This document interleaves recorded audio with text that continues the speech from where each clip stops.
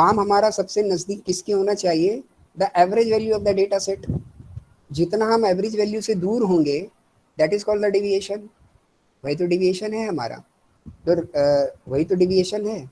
और डिविएशन का square variation होता है, डिविएशन का स्क्वायर वेरिएशन होता है।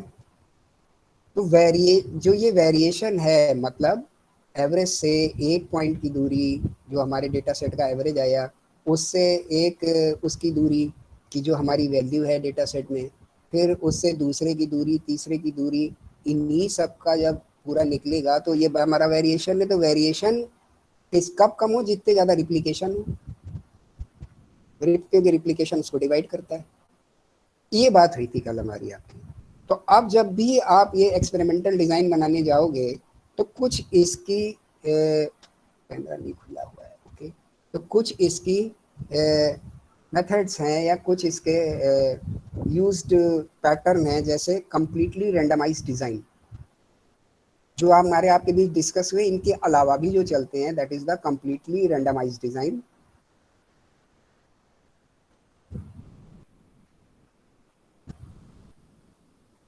दूसरा रैंडमाइज्ड ब्लॉक डिज़ाइन,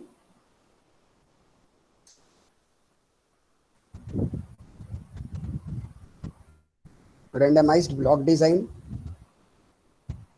और तीसरा Latin square design, Latin square design. ये तीन में बटा हुआ, या तीन तरीके से और भी एक्सपेरिमेंटल डिज़ाइन बनाई जा सकती है। तो जब आप ये बनाएंगे कि अपने डेटा को और कन्फाइन करना है तो कंप्लीटली रैंडमाइज्ड, पूरी तरीके से रैंडमाइज्ड डिज़ाइन क्या हो सकती है आपकी। अगर एक आपका मान लीजिए ऐसा ग्रुप है 12 या 16 लोगों का कि जिनके ऊपर आपको कोई मेडिसिन टेस्ट करनी है, तो कंप्लीटली रैंडमाइज्ड में क्या हो कि आप उस, और तीन तरीके की आपके पास मेडिसिन है,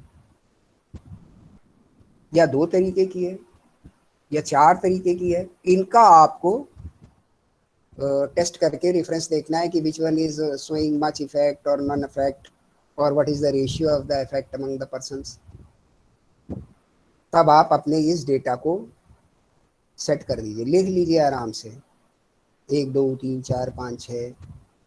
और अगर नंबर 1 को आप जो ट्रीटमेंट, क्योंकि आपने जाना था ना जब हम काम करते हैं तो वो ट्रीटमेंट होता है, डेटा के साथ जो काम कर रहे हैं दैट इज द ट्रीटमेंट। क्या ट्रीटमेंट कर रहे हो आप, तो जो अगर आप ड्रग नंबर 3 उसको देने जा रहे हो अगर पहले पे, तो आप दे दीजिए उसको।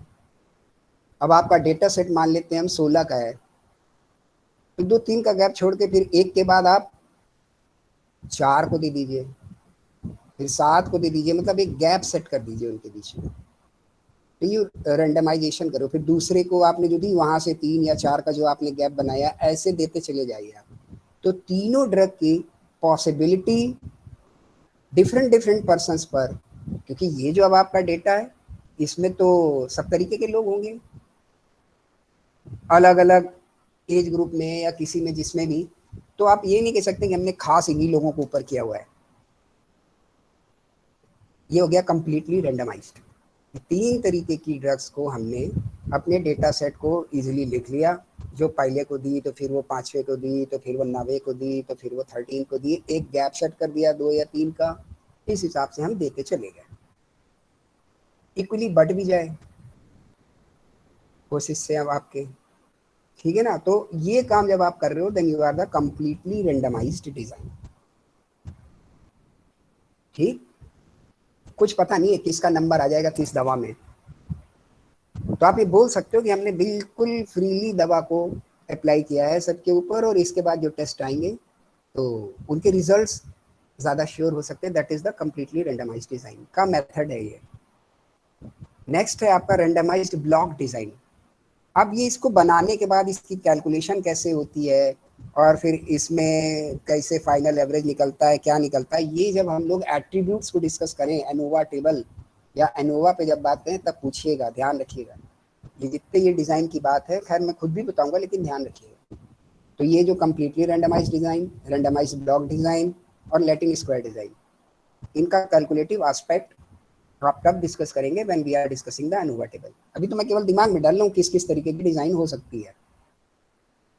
दूसरी आपके लिए हो जाएगी रेंडमाइज्ड ब्लॉक डिजाइन। अब ये जो आपका 16 का डेटा है, इसको आप क्या करो, कुछ ब्लॉक्स में बांट लो, 4-4 के मैंने 4 ब्लॉक बना लिए, ब्लॉक 1, ब्लॉक 2, ब्लॉक 3। जो आपका लोकल कंट्रोल में भी तो यही काम हो रहा था, you are creating the block, और ब्लॉक करके आपने कहीं से भी कुछ भी पिक कर लिया। तब आप इसमें ब्लॉक बना लीजिए अलग 4, तो 4 ब्लॉक में आपने इसको बांट दिया। जब आपने इसको 4 ब्लॉक में बांट दिया, फिर आप दवाओं के अलॉटमेंट इनको करिए कि कैसे करने।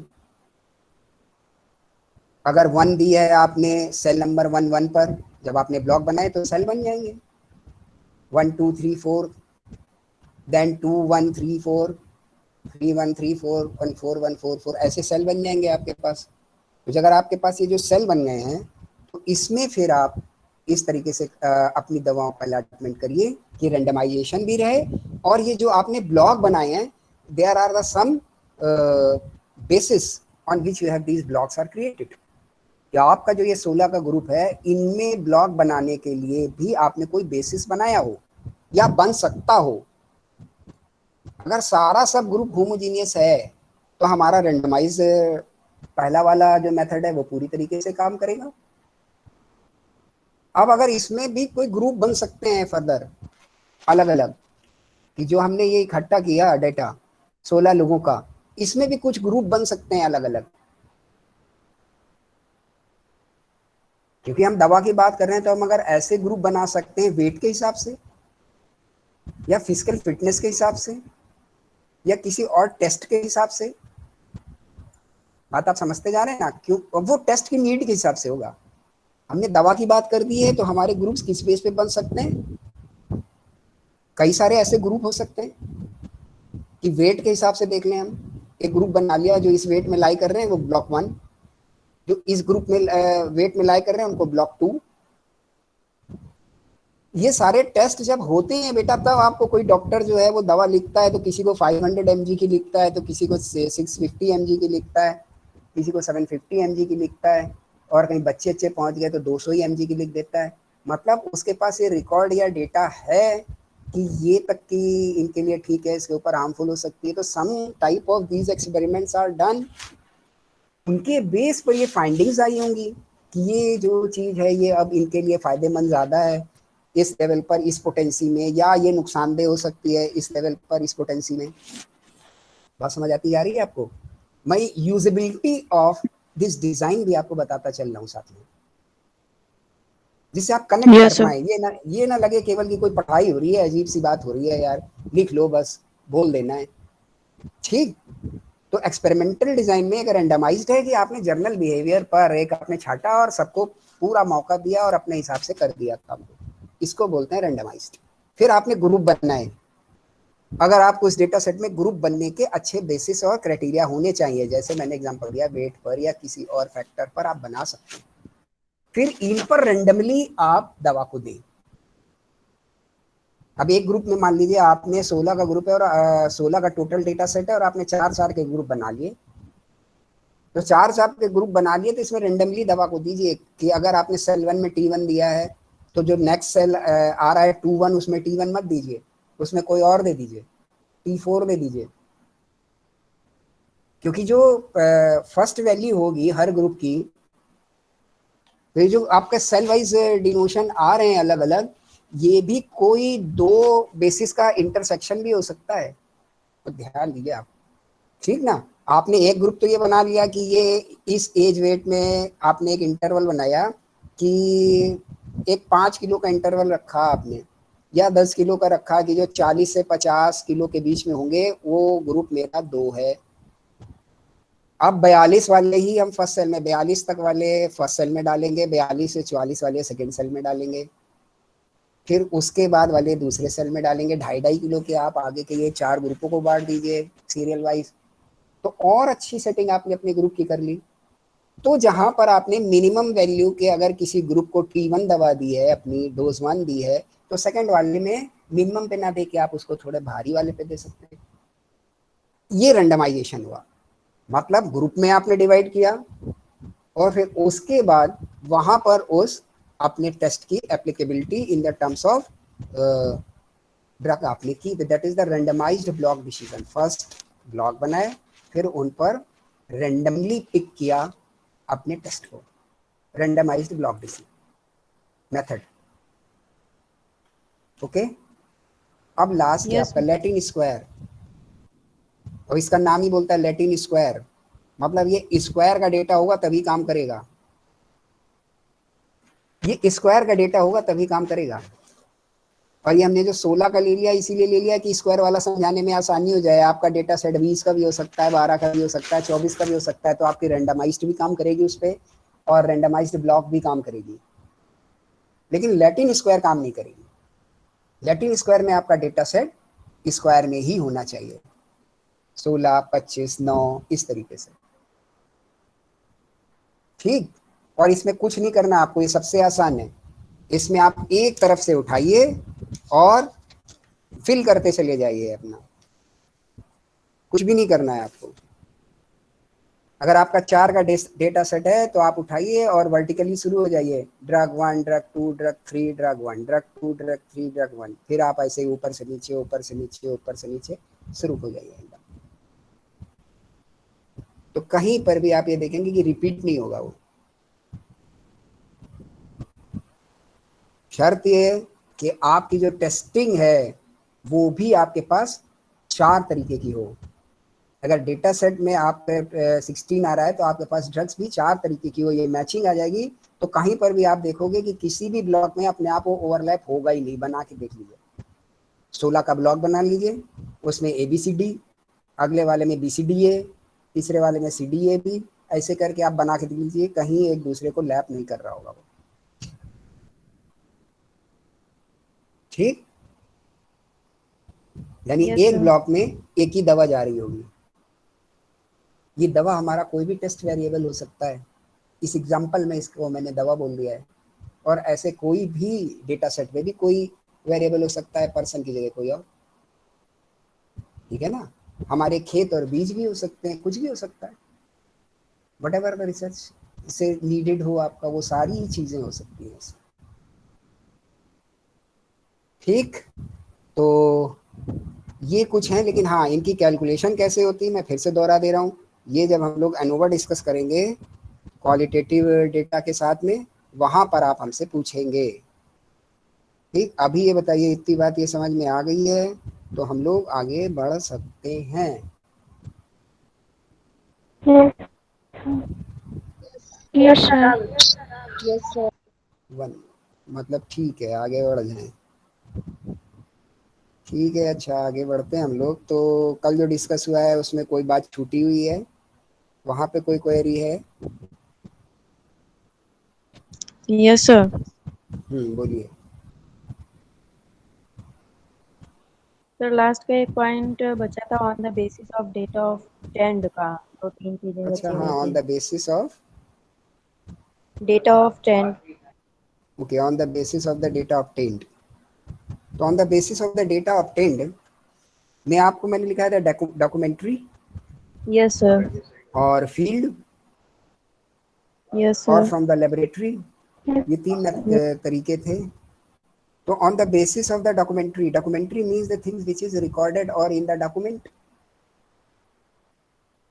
यस तो सर। बेसिकली इस पर कौन सा डेटा काम कर रहा है? हमारा सेकेंडरी डॉक्यूमेंट्री। जब है means we are relying on the secondary sources. तो ये सारी बातें जो जितनी हमारी आपकी डिस्कस हो गई है, इसमें अब इससे ज्यादा कुछ नया आना नहीं है, because the basis is different. और हर बेसिस में कोई ना कोई बात तो आ ही सकती है ना, जो कॉमन इधर की उधर आएगी। जैसे आपकी क्लास में 4 बेसिस बना दिए जाएं तो कुछ बच्चे ऐसे होंगे जो 3 बेसिस में जा सकते होंगे, कुछ ऐसे होंगे जो 4 बेसिस में जा रहे होंगे, कुछ ऐसे हैं जो 2 बेसिस में जा सकते हैं ना। कि अगर आपकी क्लास का ये बेसिस बनाया जाए कि इसमें स्पोर्ट्स से लवर कितने हैं, कितने नॉन स्पोर्ट्स लवर हैं, तो कुछ स्पोर्ट्स लवर में चले जाएंगे, कुछ नॉन स्पोर्ट्स लवर में चले जाएंगे।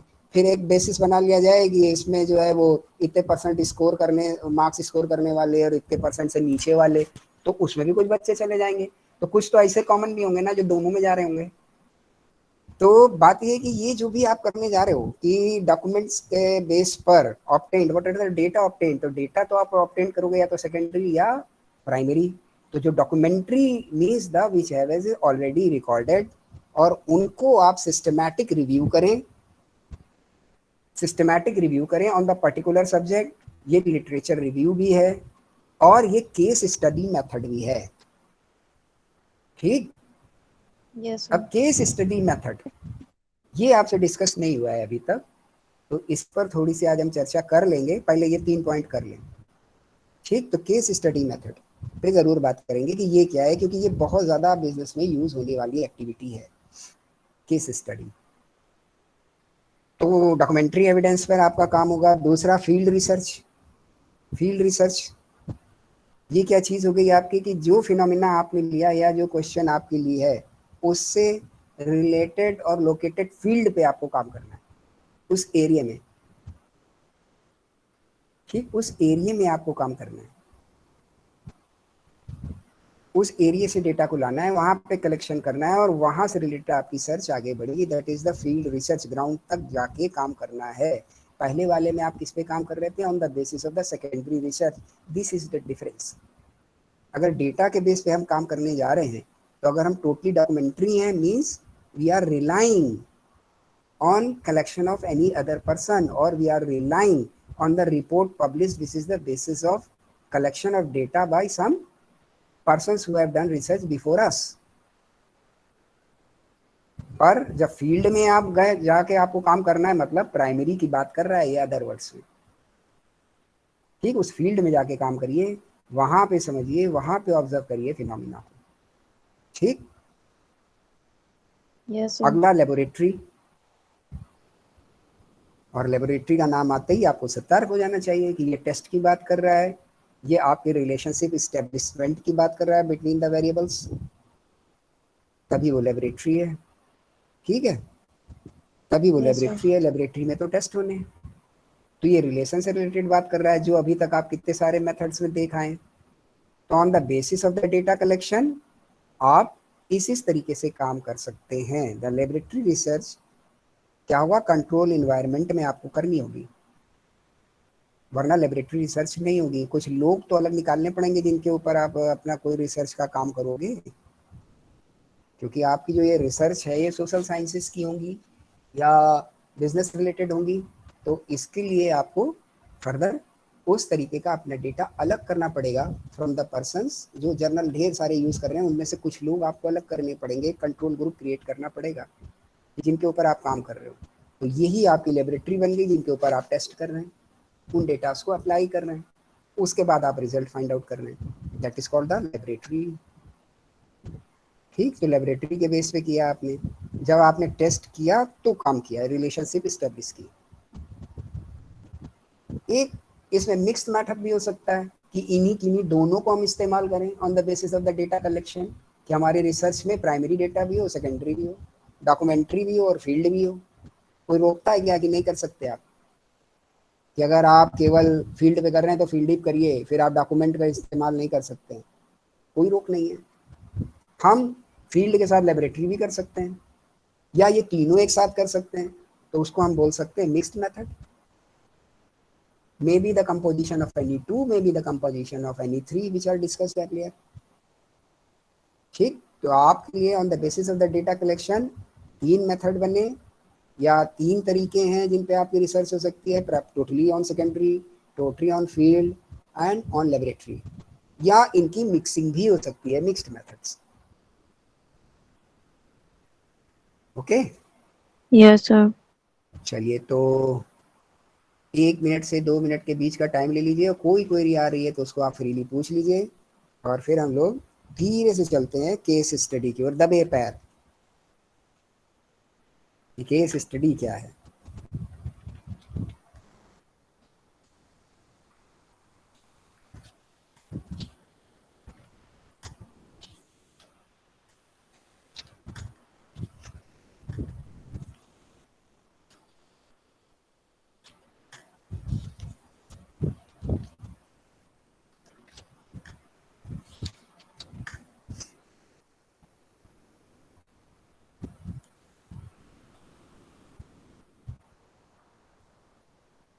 हाँ आ जाइए। Yes, any query? No, sir. No query, okay. चलिए फिर हम ही लोग आगे बढ़ लेते हैं। तो केस स्टडी मेथड की बात हो रही है या केस स्टडी की बात हो रही है? तो कुछ तो आपका जनरल आइडिया होगा regarding the case study. Yes, sir. तो पहले आप शेयर कर लें, फिर हम लोग बात करते हैं। Sir, study is an inquiry to understand the problems, one or more problems. One or more problem, this is the case study. तो ये तो सिंपल रिसर्च में भी हम लोग काम कर सकते हैं बेटा, कि टू डिटरमाइन और टू एनालाइज वन और two problems. Yes, sir. Difference, हाँ डिफरेंस, मतलब case study as such specific word, ये कहाँ अप्लाई होगा या इससे क्या समझिए हम?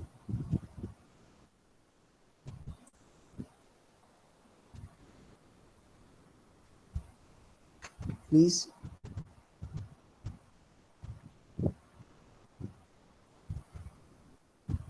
पहले आप थोड़ा ट्राई कर लें, तब उसके बाद अच्छा लगेगा।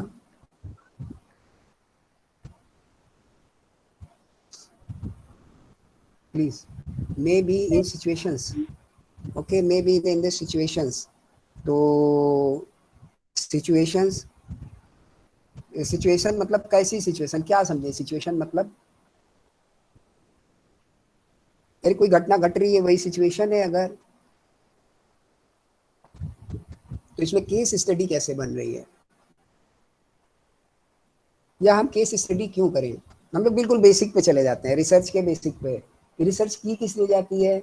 If there is any problem, उसी का तो सोल्यूशन चाहिए। या हमें if we want to discover some new things, if we want to upgrade any theory और इस्टेब्लिश एनी थ्योरी। तो हम केस स्टडी क्यों करें? इससे क्या कुछ नई थ्योरी बन सकती है, या इससे कुछ इसका हमारी या किसी की भी प्रॉब्लम से, रिसर्च की प्रॉब्लम से क्या कनेक्ट हो सकता है? सिचुएशन की बात आई है, तो क्या केस स्टडी केवल सिचुएशन पे हो सकती है, या कहाँ करनी चाहिए? Social, social, educational, business. Journal meaning समझ आ रहा है ना आपको केस स्टडी का? Yes sir. जनरल मीनिंग समझ आ रहा है ना केस स्टडी का, कि केस स्टडी का मतलब क्या है, किस तरीके की बात हम लोग कर रहे हैं? Sir the study of, yes, the study of,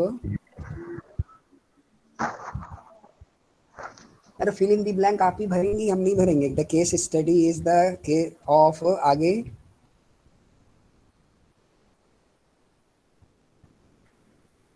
कोई दो तीन लोग मिल के भी भर सकते हैं, कोई दिक्कत नहीं।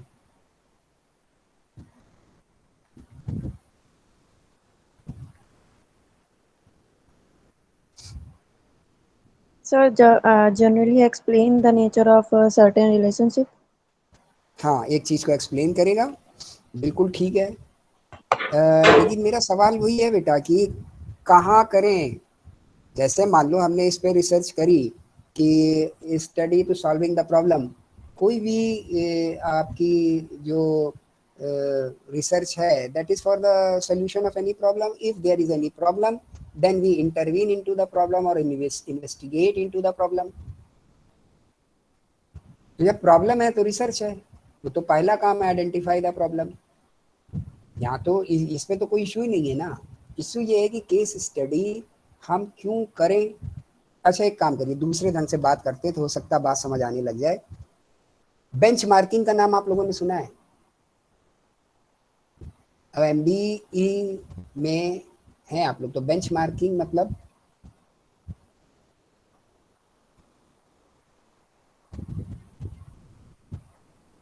प्लीज, बेंचमार्किंग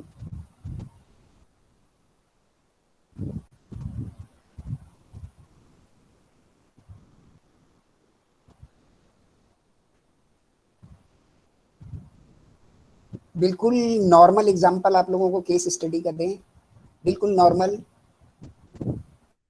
जो हमारे आपके साथ सबके साथ रोजमर्रा की लाइफ में इर्द गिर्द घूम रहा है। और बच्चों वाला एग्जाम्पल देंगे जो कभी कभार बच्चों को सुनने को भी मिल जाता होगा। आपका कोई कजन ब्रदर या कजन सिस्टर हो, सेम एज ग्रुप में हो, सेम क्लास में हो, सेम कोर्सेज अडॉप्ट कर रखे हो, सेम ट्यूशन ले रहा हो, और अगर आप उससे कम कम परफॉर्म कर रहे हैं तो कभी कभार आपके गार्जियन बोल सकते हैं देखो वो उनका लड़का है, और वो देखो उसको जो है वो मैंने वो सेम स्कूल में, और जितना उसको जो ट्यूशन वो ले रहा है वो आप ले रहे हैं, सेम एज ग्रुप, उतनी देर किताब लेके तुम भी बैठे रहते हो, तो ये रिजल्ट में वेरिएशन क्यों है, वो सेलेक्ट हो गया आप सेलेक्ट क्यों नहीं हुए। कुछ बात समझ आ रही है? Yes, sir. Yes, sir. Comparison of the Yes, sir. Same thing, case That study is तभी तो हमारे लिए, benchmarking. That is the benchmarking, कि आप Yes. उन इंडस्ट्रीज की बात करें जो आप ही की तरीके से समकक्ष हैं, फिर हम ये देखें कि जो हमसे अच्छी परफॉर्म कर रही हैं वो उस लेवल पे मुझे जानना है, means we are fixing some mark, कुछ मार्क बना रहे हैं, यहाँ पे पहुंचना है, दैट इज द बेंचमार्क। ये एक एग्जांपल हमने दिया कि केस स्टडी अब कहाँ अप्लाई होंगी आपकी, जहां कॉमन हो, जहां मेरे ही जैसा, ये मेरी प्रॉब्लम का ही जैसा कोई प्रॉब्लम पर कोई घटना सेम टू सेम हुई हो, जो आपने सिचुएशन लो ली, maybe the group same वैसा ही ग्रुप हो, maybe the event same वैसा ही इवेंट हो, Yes, sir. किसी भी घटना पे हो सकती है केस स्टडी। बात आपको समझ आती जा रही है ना, कि केस स्टडी तभी काम करेगी या उन्हीं को करनी चाहिए कि जब सिमिलैरिटी हो। एक बिजनेस है उसका टर्नओवर मान लीजिए जो है वो 50 करोड़ का है, और एक बिजनेस है उसका टर्नओवर 5 करोड़ का है। अब एक की सेल कुछ कम गिर रही है और एक की सेल गिर रही है, तो क्या उन दोनों का आपस में कोई मिलान का कोई दायरा बन सकता है? नहीं। कुछ कॉमन फीचर होना या ऐसी कोई रीजन हो कि जिसकी वजह से सेम चीजें दिख रही हो, तो केस स्टडी हो सकती है। Case study can be the good for the things when the things are homogeneous, phenomena is homogeneous, event is homogeneous और सिचुएशन इज नहीं होमोजीनियस, तभी इन पे काम हो पाएगा। कि वो मिलती जुलती एक जैसी हो तब तो आप बोलेंगे ना कि हाँ इसमें Yes, केस sir. स्टडी हो, इसमें केस स्टडी हो सकती है। तो इतनी बात तो मैंने आपको बता दी कि केस स्टडी ये हुई। अब केस स्टडी में क्या होना चाहिए, तो कुछ एक दो बातें आपको जैसे लिखनी वाली हैं कि वो लिख सकते हैं आप। इसका बेस क्या होना चाहिए, it determines some features which are common in all groups. जहां पे भी आप काम कर रहे हैं उसमें कॉमन हो तब तो केस मेथड अप्लाई होगा। ठीक, जो जनरल कैरेक्टरिस्टिक्स हैं ग्रुप्स की जिनके बीच में आप करने जा रहे हैं उनमें कॉमननेस होनी ही चाहिए। This is the base for any case study. Second, identifies features which are common in the subgroups of the groups।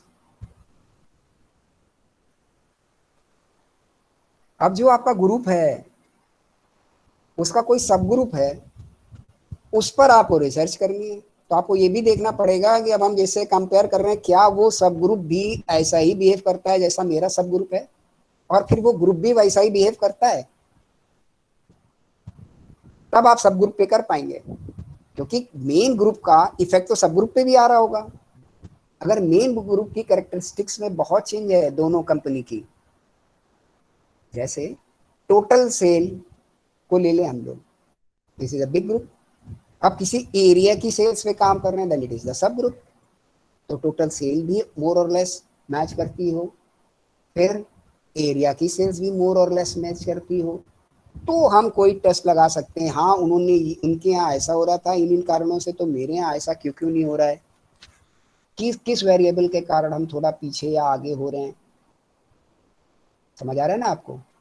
Yes, sir. अगर उनका कस्टमर बेस इंडिया लेवल पे, पैन इंडिया लेवल पर इतने लाख है, मेरा भी उतना ही है, सेम एज ग्रुप है, तो इस एज ग्रुप में जो सब ग्रुप हम बना रहे हैं उसमें भी उनका कस्टमर बेस और मेरा कस्टमर बेस सेम है।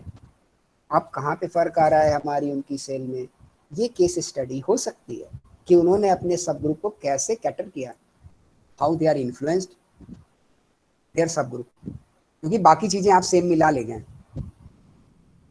तब हम उनको देख के उनसे कुछ सीख सकते हैं, उनके हिसाब से कुछ चीजें अपने यहाँ टेस्ट कर सकते हैं, अप्लाई कर सकते हैं। ये केस स्टडीज, ठीक।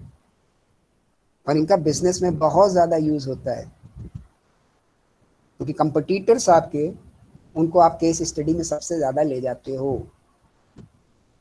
बिजनेस के जो कंपटीटर्स हैं, क्योंकि मानी बात है आपकी इंडस्ट्री सेम होगी तभी तो आपसे कंपटीशन कर रहा होगा, वो आपकी तरीके का प्रोडक्ट भी बेच रहा होगा तभी तो आपका उससे कंपटीशन है। अगर उसके प्रोडक्ट आपसे सस्ते हैं तो उसके उड़ के बिकेंगे, जो सस्ते खरीदने वाले हैं वो उसकी ओर जाएंगे। अगर फीचर्स में कुछ डिफरेंस है तो दोनों में बड़ा फर्क होगा। कॉमनलिटी अगर आती चली जाएगी then it is the case study. फिर उसके बाद आप देखोगे कि हाँ मुझे ऐसा ही करना है या ये चेंज करने हैं, या इनके पास ये चीज थोड़ी बेटर है इसलिए हम थोड़ा सा पीछे हैं, that is the case study.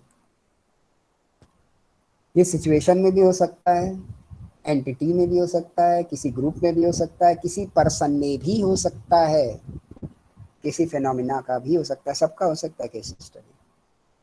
And this is a descriptive type of research, क्योंकि आपको इन डेप्थ एनालिसिस, जब हम लोगों ने क्राइटेरिया किया था डेप्थ एनालिसिस का, वहीं पर तो आई थी डिस्क्रिप्टिव। तो ये डिस्क्रिप्टिव रिसर्च हो जाएगी, आपको इन डेप्थ एनालिसिस करनी पड़ेगी, क्योंकि सब कुछ तो सेम सेम मिलता दिख रहा है। अब आपको अंदर जाना है उसके कि कहाँ गड़बड़ हो रही है, ठीक। दिस इज आता केस स्टडी का ये बेस है एकदम, और ये आपको सबको पता होना चाहिए, क्योंकि बिजनेस में केस स्टडी का बहुत बड़ा रोल है। जैसे आपके कोर्स में आपको कुछ थ्योरीज या कुछ एस्पेक्ट्स पढ़ाए जाएं सारे, ठीक, और जो आपके आगे केस स्टडी कभी आएंगी या आ सकती हैं या आती हैं मैनेजमेंट स्टूडेंट्स के आगे, हमने तो दूसरे हिसाब से केस स्टडी बता दी आपको रिसर्च के हिसाब से, आपके लिए कैसी आएंगी कि कुछ प्रिंसिपल्स पढ़ाए गए, कुछ सारी चीज़ें पढ़ाई गई, और एक कंपनी का एक चीज़ आपको दे दी गई कि इन्होंने इसमें ऐसे काम किया। मान लीजिए आप लोग के पास फाइनेंस मैनेजमेंट है, तो फाइनेंस मैनेजमेंट से रिलेटेड प्रिंसिपल्स आपने पढ़े। प्रोक्योरमेंट ऑफ द फंड, ये आपने पढ़ा, प्रोक्योरमेंट ऑफ द फंड, ठीक। प्रोक्योरमेंट ऑफ द फंड आपने पढ़ा कि कंपनी फंड्स को कैसे लाती है, शेयर के थ्रू ला सकती है, डिवेंचर के थ्रू ला सकती है, प्रेफरेंशियल शेयर के थ्रू ला सकती है, या कैसे कैसे ला सकती है, सोर्सेज ऑफ द फंड और how you are going to procure the fund, ये आपने पढ़ लिया। अब दो कंपनी आपको दे दी जाए एक्स एंड वाई, और उसके ऊपर अब आपसे रिपोर्ट मांग ली जाए, जरा बताइए हु इज बेटर और who is good, for what reason. दो कंपनी आपको दे दी जाए, एक शेयर कैपिटल ज्यादा रखती है, एक डिवेंचर कैपिटल ज्यादा रखती है। अब इसके ऊपर आपसे केस स्टडी करा ली जाए कि क्योंकि इनकी वर्किंग कैपिटल सेम है, इनका बिजनेस पैटर्न सेम है, इनकी रेवेन्यू सेम है, इनकी मोर और लेस कैपिटल एक्वायरिंग कैपेसिटी भी सही सेम है, लेकिन इनके चेंजेस किस में आ रहे हैं, the proportion of the capital में आ रहे हैं।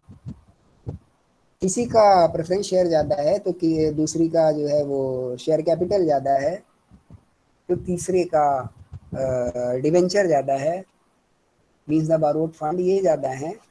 अब आप केस स्टडी में ये बता दीजिए कि इनके इम्पैक्ट क्या पड़ने वाले हैं, इन दोनों कंपनी के असर क्या होंगे,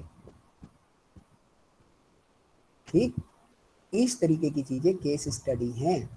आपसे एक सवाल पूछ लिया जाए कि कंपनी बी में जो शेयर कैपिटल ज्यादा एक्वायर की, इसका इफेक्ट इनके बिजनेस में ए के कंपैरिजन में कैसा है, this is the case study. अगर ए का कंपैरिजन डाल दिया गया तो केस स्टडी है, तो आपको ए को भी पूरा पढ़ना पड़ेगा।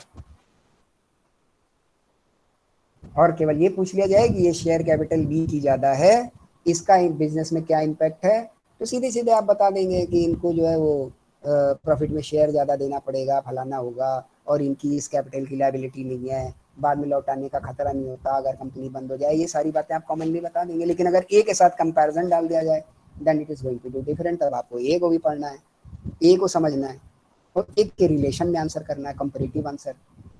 And description is the comparativeness. जब भी डिस्क्रिप्टिव स्टडी है तो कंपेयर किया जाता है चीजों को, ये आपने देखा है।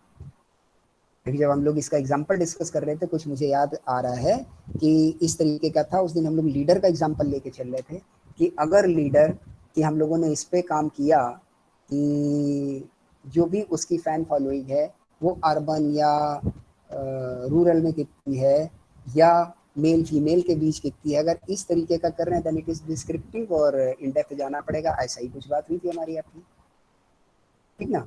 तो अगर आपकी फाइनेंशियल से रिलेटेड इस तरीके की बातें आ रही हैं, तो अगर एक कंपनी के साथ में आपका इस कैपिटल कंपोजिशन का वो पूछा जाए then it is the case study. कुछ बात समझ आ रही है? क्या होगा केस स्टडी? Yes. ठीक, ये फाइनेंस से रिलेटेड हमने आपको एग्जांपल दे दिया क्योंकि अभी आप पढ़ भी रहे हैं इसको, तो कुछ जल्दी जल्दी समझ में भी आ जाएगा। मार्केट रिसर्च में भी ऐसे बहुत सारे काम हो सकते हैं, डिफरेंट प्लेसेस पर डिफरेंट जगह पर इनके यूजेस हैं और इनको किया जाता है, ठीक है। Yes, sir. तो मेन बेस इसका क्या हो जाएगा? ऑब्जर्वेशन, क्योंकि आप तो ऑब्जर्व करना है आपको, ठीक। एंड रिकॉर्डिंग, जो जो चीज़ हो उसको रिकॉर्ड भी करते जाइए। रिकॉर्ड करने से क्या है कि अगर हम इसी एग्जांपल को आगे बढ़ाएं अपने फाइनेंस वाले को, तो जो प्रोक्योरमेंट ऑफ द फंड है ये क्या एक बार में हो गया या साल में कई बार होगा? अगर वो डिवेंचर से फंड क्रिएट कर रहे हैं तो क्या उन्होंने साल में 2 बार या 3 बार डिवेंचर निकाले? This is the criteria of the analysis. अगर वो शेयर बांट रहे हैं तो उन्होंने क्या शेयर में कोई बायबैक किया है? अगर वो शेयर बांट रहे हैं तो क्या उन्होंने शेयर में कोई राइट इशू भी दिया क्या इसी साल? समझ आता जा रहा है ना आपको कि रिकॉर्डिंग वर्ड क्यों आ रहा है और ऑब्जर्वेशन क्यों आ रहा है? Yes, sir. Yes. तो किसी में कोई फर्क आ रहा है दो जगह पर, और सेम जैसे कंसर्न है, सेम जैसी चीजें हैं। दो बंदों की बात कर लेते हैं, दो बंदी हैं केवल और बड़े, उनके बीच में आपको कंपैरिजन करना है। तो सम एट्रीब्यूट्स और उन एट्रीब्यूट्स में उसका बिहेवियर, तभी तो आप केस स्टडी में कुछ डिफरेंस निकाल पाएंगे। यार बाकी सारी दोनों में बातें ठीक हैं, ये दो पहलवान हैं, दोनों में सारी बातें ठीक हैं और स्ट्रेंथ भी ठीक है, हाइट वेट भी एक जैसा है, जितने दांव इनको सिखाए गए इतने इनको भी सिखाए गए। फर्क कहाँ पे आ रहा है? जब इन डेप्थ आप चलते चले जाओगे दिखेगा द एप्लीकेशन। तब एप्लीकेशन के कारण किसी में ब्रेन की शार्पनेस है, उसको पता चल जाता है किस जगह पे क्या काम करना है, इस कारण फैक्टर में फर्क आ रहा है तो वहां इंप्रूव करना है। तो मतलब जो आपकी बड़ी रिसर्च है इसको ये नैरो डाउन कर देता है। फर्स्ट टाइम में आपको इन डेप्थ एनालिसिस तो जरूर करना होता है, लेकिन काम करने के दायरे को वो एक जगह पे लाके सीमित कर देता है। This is the benefit of the case study. Are you getting? क्योंकि बाकी Yes, चीजें sir. तो कॉमन के नाम पे आप हटाते चले जा रहे हैं ना, टिक टिक करके। अगर दो रेसलर का एग्जांपल लिया जाए तो बाकी चीजें तो आप हटाते चले गए ना सब। अब आप आके आखिरी में आ गए the applications of the skill. जो दांव सिखाए गए वो भी सबको दोनों को बराबर सिखाए गए, पर ये अप्लाई सही समय पे कर लेता है। अब आपको उससे फिर बात करनी है ऑब्जर्वेशन। अगर पर्सन टू पर्सन दो रेसलर के बीच हो रहा है तब आपको उसको ऑब्जर्वेशन करनी है, same with the same in the same weight range, same strength, सारा सब कुछ सेम है।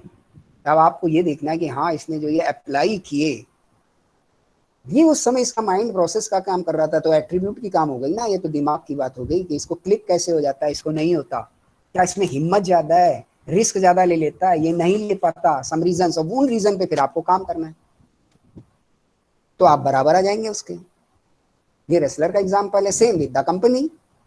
क्या आप जाते जाते जो मैंने बोला बिग ग्रुप टू सब ग्रुप और इनकी कम्युनिटी को मिलाते मिलाते आप उनको तो हटाते चले जाओगे, हाँ ये ठीक ये ठीक, और जहां जाके जिस पॉइंट पे आपके डिफरेंस आ रहा है वहीं पे पूरा फोकस ऑफ द रिसर्च हो जाएगा। This is the case study, और ये बिजनेस में सबसे ज्यादा इस्तेमाल होती है। You are the business students, क्योंकि बिजनेस में बाकी जगह पर बहुत सारी चीजें बड़ी कॉमन दिखाई देती हैं, फर्क यहीं पे आ जाता है, ठीक ना। किसी का कोई स्टाफ बड़ा अच्छा है बिजनेस में, उसके कारण उसका काम हो रहा है। आप देखते हो ना बड़े बड़े जो कंपनी के अच्छे अच्छे पद पे लोग हैं उनको ज्यादा पैसा दे के लोग इधर से उधर ले जाते हैं। उसका कारण क्या है कि they are creating some crystalline effect. वो कोई ऐसा क्रिस्टल इफेक्ट डाल रहे हैं on the performance of the company by discharging their duties, और इस पर लोग फोकस करके पहुंच गए हैं वहां तक। कई सारे फैक्टर हो सकते हैं बेटा। तो ये केस स्टडी की कुछ एग्जांपल्स हैं जिनको हमने आपके साथ डिस्कस किया है। Any question? No, sir. No, sir. तो अब आप इसका जो टेक्स्ट है वो अच्छे से पढ़िएगा। टेक्स्ट को बहुत ज़्यादा लिखाने में और उसके ऊपर बहुत ज़्यादा जाने में हम इसलिए कम रहते हैं कि आपको चीज़ जब समझ आ जाएगी तो when you going to read it, वो अपने आप आपको समझ आने लग जाएगी और याद भी जल्दी हो जाएगी। Memorize Yes. वही चीज़ें जल्दी होती है जो समझ आ जाती है, वरना रट्टा मारिए केवल। ठीक, अगर आपको इसमें कोई Yes, दिक्कत sir. आ रही है कि नोट्स अवेलेबल नहीं हो पा रहे हैं, कोई दिक्कत है, तो फिर उसको भी हम डाल सकते हैं। लेकिन मुझे नहीं लगता आज के समय में टेक्स्ट की कोई दिक्कत आनी चाहिए किसी को। ओवर टेक्स्ट मिल जाता है लोगों को सर्च कर करके, जो नहीं मिलना चाहिए वो भी मिल जाता है। Yes. ठीक, तो इसलिए उस पर मैं बहुत फोकस नहीं लेके गया हूँ स्टडीज़ में कि ज़्यादा आपको लिखाया जाए, ज़्यादा किया जाए, लेकिन डिस्कशन ज़्यादा हो, एबिलिटी ग्रो हो जाए आपकी इस चीज़ों को समझने की, कि पढ़ते आपको समझ आने लग जाए, हाँ ये यहाँ कनेक्ट हो रहा है, ये ऐसे हो रहा है, तो बस now it is the better use of the knowledge. वो उस जगह पर आप सबसे बेहतर काम कर पाएंगे। और बस जंक बना लेंगे, अगर आ गया सारी इन्फॉर्मेशन आ गई, बांट नहीं पा रहे हैं उसको, ये रिसर्च डिज़ाइन का एरिया है, ये टाइप ऑफ रिसर्च का एरिया है, ये यार वो डेटा कलेक्शन है, ये फलाना है, तो और या मिक्सिंग हो रही है, then there is confusion. It is why I am totally focused on the discussion. ठीक है देवियों सज्जनों? Yes, sir. Yes. ओके, तो अब हमारी और आपकी मुलाकात होनी है नेक्स्ट वीक। तो टॉपिक हम आपको बता जाते हैं, तो उसको देखिएगा। कलेक्शन ऑफ डेटा पे जाएंगे हम लोग, और relation between the research gap and research problem, ये दो की बात है एक ही क्लास में। Research gaps to research problem ये कवर अप हो जाएगा आपका। फिर डेटा कलेक्शन में आपकी 2 से 2 क्लास या मैक्सिमम 3 क्लास, इसमें वो भी पूरा कवर हो जाएगा। इनको अगर आप देख के आएंगे तो और आसानी से और अच्छे से सारी बातें हो जाएंगी। Okay, Yes, sir. तो Yes. अब अभी तक का जो डिस्कशन हुआ है, इस पे कोई क्वेरी हो तो आप पूछ सकते हैं, क्योंकि अभी हमारे आपके पास 5 मिनट और हैं। If सर there is आपने any बोला हाँ सर बोलिए। आपने बताया केस स्टडी में कॉम्पिटिटर का होना इम्पोर्टेंट है। तो सर जैसे बाहर की कुछ फूड चेन्स आई हैं, जैसे डोमिनोज आया है या मैकडी आया है, सर अगर हम लोग इनके बारे में स्टडी करें कि इन्होंने कैसे मॉडिफाई किया यहाँ पर आकर के अपने वर्किंग कल्चर में या अपने चीज़ों की प्रिपरेशन में एलिमेंट्स उन्होंने अपने चेंज किए यहाँ के अकॉर्डिंग, तो सर ये क्या केस स्टडी नहीं कंसीडर किया जाएगा? पहली बात तो केस स्टडी कंपटीटर से भी हो सकती है और किसी से भी हो सकती है। उसके लिए ज़रूरी नहीं कंपटीटर हो, लेकिन जर्नली लोग कंपटीटर पे करते हैं। और उस बात को मैंने ऐसे ख़त्म किया था क्योंकि कंपटीटर बिल्कुल सेम हमारी तरीके से ही काम कर रहा होता है, नॉर्मली उसी मार्केट में होता है, उसी तरीके के कस्टमर को कैटर कर रहा होता है, उसी तरीके का प्रोडक्ट दे रहा होता है, तभी तो हमारा कंपटीटर है। ठीक, लेकिन ये जो बाहर वाले हैं, इनके साथ आप जो बड़ी कॉमनलिटी ऑफ द ग्रुप है, क्या वो मेंटेन कर पा रहे हैं? उनका जो इन्वेस्टमेंट ऑफ द मनी है वो कितना है, आपका कितना है, ये सारी चीज़ें आपको देखनी पड़ जाएंगी। ये बेटर केस स्टडी हो सकते हैं, जैसे डोमिनो है, वो किसी और ऐसी कंपनी के लिए बेटर केस स्टडी हो सकता है जो इंडिया मार्केट में आना चाहती है उसी एक्सपोजर के साथ, जिस एक्सपोजर के साथ डोमिनो आया है, और उसी कस्टमर एरिया को कैटर करना चाहती है जिसको डोमिनो ने कैटर किया है, और सिमिलर टाइप के प्रोडक्ट लाना चाहती है जैसे डोमिनो लाया है। हमारे और इंडियन कंपनीज के लिए इसकी केस स्टडी इस तरीके से नहीं हो सकती, स्पेसिफिक वैसे हो सकती है कि जैसे वो कोई प्रोडक्ट बना रहा है पिज़्ज़ा, और हम भी पिज़्ज़ा बेच रहे हैं, तो क्या क्वालिटी वो दे रहा है, इस पे हम केवल काम कर सकते हैं। Case study as such whole पे कुछ काम नहीं हो पाएगा इसमें, क्योंकि वो तो सिमिलैरिटी ग्रो करनी है ना पहले तो आपको। तो आपकी और इंडियन कंपनीज के और भारत कंपनीज की सिमिलैरिटी कहाँ से ग्रो होगी? हाँ, उनका कोई प्रोडक्ट है, उसके लेवल से आप बेंचमार्किंग मिला सकते हैं कि हमको भी वहाँ तक जाना है, उनका ये इंग्रेडिएंट्स है, टेस्ट के ये आउटपुट है, और इस लेवल तक मुझे जाना है। पर उसमें वो क्या कर रहे हैं, उनका फ्लो ऑफ मनी क्या है, उसका पेटेंट क्या है, ये तो नहीं पता चलेगा ना आपको। तो बेसिकली इनका जो काम करने का तरीका है, ये ज्यादा यूजफुल उनके लिए होगा जो खुद बाहर से आ रहे हैं और इसी तरीके की फील्ड में काम करना चाहते हैं। Further more query? No sir. Yes sir. Okay, हाँ बोलिए। सर हमारे रिजल्ट का क्या डिसीजन हो सकता है? ये तो क्लास की क्वेरी नहीं है बेटा। सर बस ऐसे आपके ही रिजल्ट नॉर्मली का आप। क्या डिसीजन हो सकता है, ये तो मैंने पहले ही डिस्कस कर लिया है। ये सर आपने और आपकी बताया तो सीआर ने इतना अच्छा सा डाल भी दिया है उसके ऊपर कि चिंता मत करो, ट्रेन चल चुकी है, सब लोग चढ़ जाओ, पहुंच जाएगी। नहीं सर, इसीलिए आपसे कंफर्म करना था। नहीं तो बेटा हम तो तभी बोलेंगे जब कुछ ऑफिशियल बात होगी, ठीक। It is in yes the sir. Pipeline, तो पाइपलाइन की बात तो हम बोल नहीं सकते हैं अभी कुछ, ठीक है, क्योंकि हमारी यस सर। बात को तो आप एक उस तरीके से लेंगे अथॉरिटी के हिसाब से। तो